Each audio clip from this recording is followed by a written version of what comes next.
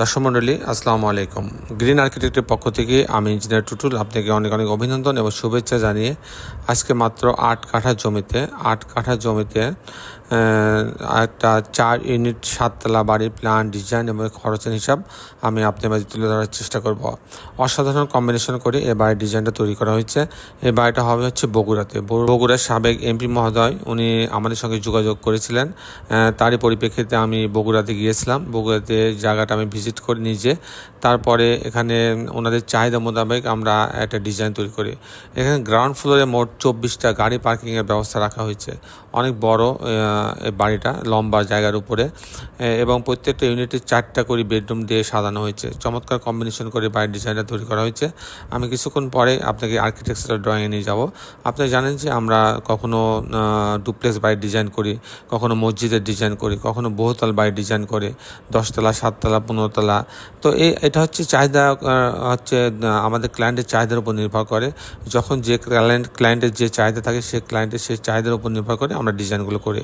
আপনারা জানেন যে আমাদের বেশ কিছু অভিজ্ঞ আর্কিটেক্ট আছে, সিভিল ইঞ্জিনিয়ার আছে, এবং সারা দেশে বিদেশে আমাদের অগণিত ভালোবাসার মানুষ তৈরি হয়েছে। তাদের কারণে সারা বাংলাদেশে প্রত্যেকটা জেলাতে উপজেলাতে কিন্তু আমাদের ডিজাইনের কাজ চলে, এবং আমাদের যে কাজগুলো আমরা করি সেই কাজগুলো কিন্তু আমরা দৃষ্টিনন্দন এবং ইউনিক করার চেষ্টা করি। তো দর্শক মণ্ডলী, আমি আর সময় নষ্ট করবো না, আমি এখন আপনাকে আর্কিটেকচারাল ড্রয়িং নিয়ে যাব। তারপরে এই ধরনের বাড়ি নির্মাণ করতে কেমন টাকা খরচ হয় তার একটা হিসাব আমি আপনাদের তুলে ধরার চেষ্টা করব। তো দর্শক মণ্ডলী, আসুন আর্কিটেকচারাল ড্রয়িংটা আমরা উপভোগ করি। আর্কিটেকচারাল ড্রয়িংটা এরকম, আপনি দেখেন লম্বা জায়গা প্রায় 131 ফিট লম্বা জায়গা ওনার টোটাল জায়গা। তো এখানে এটা রোড আছে সামনে, এখান থেকে এটা এন্ট্রেন্স, মাঝ বরাবর লবি রাখা হয়েছে এবং দুই সাইডে গাড়ি রাখার জন্য পর্যাপ্ত গাড়ি রাখার জন্য স্পেস রাখা হয়েছে। 2টা লিফট রাখা হয়েছে, সিঁড়ি রাখা হয়েছে, কমন টয়লেট রাখা আছে, স্টোর রুম রাখা হয়েছে, ইলেকট্রিক্যাল মেকানিক্যাল রুম রাখা হয়েছে এবং গার্ড রুম রাখা হয়েছে। তো 10 মিনিটে আমি মূলত টিপিক্যাল ফ্লোর প্ল্যানটা আপনার মাঝে তুলে ধরার চেষ্টা করব। আমি দেখাবো যে কি করে হচ্ছে 4টা ইউনিট করা হয়েছে 8 কাঠা জমিতে। 8 কাঠা জমিতে কী করে 4টা ইউনিট করা হচ্ছে আমি সেটা দেখানোর চেষ্টা করব। দর্শক মণ্ডলী, এখন আমি দেখাবো যে টিপিক্যাল ফ্লোর প্ল্যানটা, যে 8 কাঠা জমিতে কী করে 4টা ইউনিট সাজানো হচ্ছে সেটা আমি আপনাদের দেখানোর চেষ্টা করব। তো গ্যারেজের লবি দিয়ে এই লিফটের লবিতে আসবে, আসার পর unit A B C D 4টা ভাগ করা হয়েছে। যদি আমি ইউনিট এতে যাই, ইউনিট এতে দেখেন 1164 স্কোয়ার ফিট। 1164 স্কোয়ার ঢোকার পরে একটা ড্রয়িং রুম পাচ্ছে, একটা ডাইনিং আছে, এখানে মাঝখান বরাবর একটা ভয়েড আছে, কিন্তু 5 ফিটের একটা ভয়েড আছে। এই ভয়েড দিয়ে এই রুমগুলোতে ভেন্টিলেশন হবে। প্রত্যেকটা রুমে যদি ভেন্টিলেশন হয়, সূর্যের আলো প্রবেশ করে, সেই ব্যবস্থা রাখা হয়েছে। এখানে একটা বেডরুম রাখা হয়েছে, বেডরুমের সাথে টয়লেট অ্যাটাচ করা আছে। আর এখানে একটা বেডরুম আছে, এটা একটা কিচেন রাখা আছে, এখানে একটা কমন টয়লেট রাখা আছে। আর এটা ডাইনিং একসঙ্গে রাখা হয়েছে। মাঝখান বরাবর একটা স্ক্রিন দিয়ে আছে, স্লাইডিং ডোর রাখা আছে। আর এটা একটা মাস্টার বেডরুম রাখা আছে, এর সঙ্গে একটা বারান্দা রাখা আছে। আর এখানে একটা মাস্টার বেডরুম, এর সঙ্গে একটা বাথরুম অ্যাটাচ করা এবং একটা বারান্দা রাখা হয়েছে। এই হচ্ছে মোটামুটি 4টা বেডরুম, 3টা বাথরুম, কিচেন, ড্রয়িং ডাইনিং দিয়ে ইউনিটে সাজানো হয়েছে।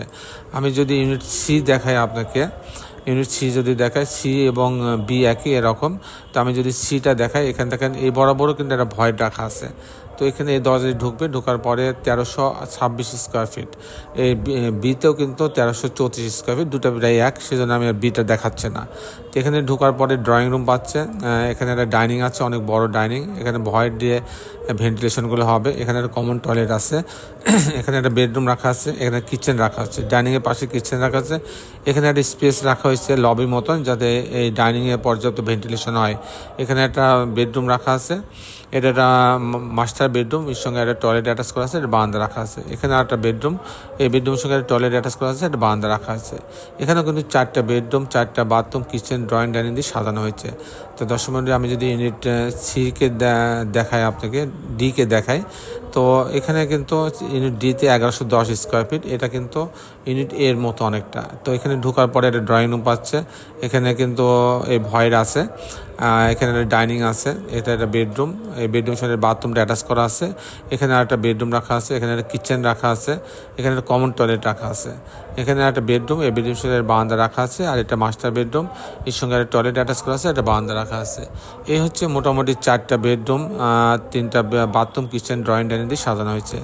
তো দর্শক মণ্ডলী, আমি এখন আপনাদের দেখানোর চেষ্টা করব যে এই ধরনের বাড়ি নির্মাণ করতে কেমন টাকা খরচ হয় তার একটা হিসাব আমি আপনাদের মাঝে তুলে ধরার চেষ্টা করব।